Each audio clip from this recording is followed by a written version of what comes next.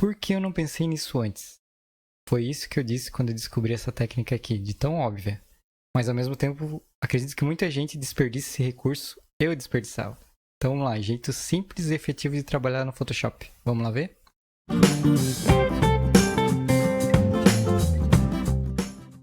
Para essa técnica funcionar, ela tem que estar num cenário específico, mas bastante recorrente, que é uma foto no fundo branco, que foi tirado em estúdio, no fundo infinito ou de banco de imagem, e você quer aplicar ela num fundo colorido.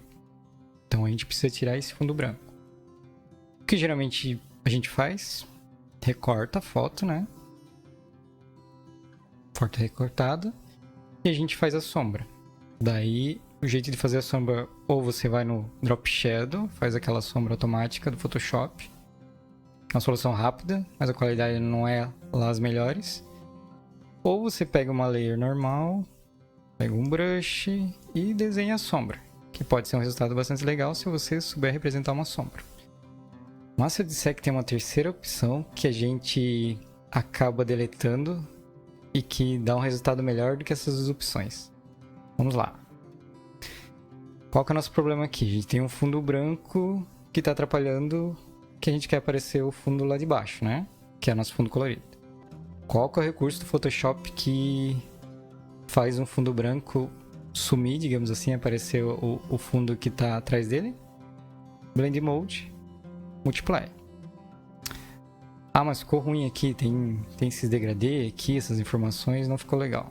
A gente tá no Photoshop, a gente consegue editar isso. Então, o que a gente vai fazer? Vem na Layer, aquela que tá no Multiply, não a recortada. Vamos nos Levels, Ctrl L. Pode fazer no Curva se você quiser também.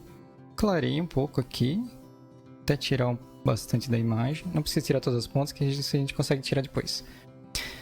Aí se você quiser regular essa sombra aqui, deixar mais escura, mais clara, você pode vir aqui no meio. Vou deixar um pouquinho mais escura. Fechou.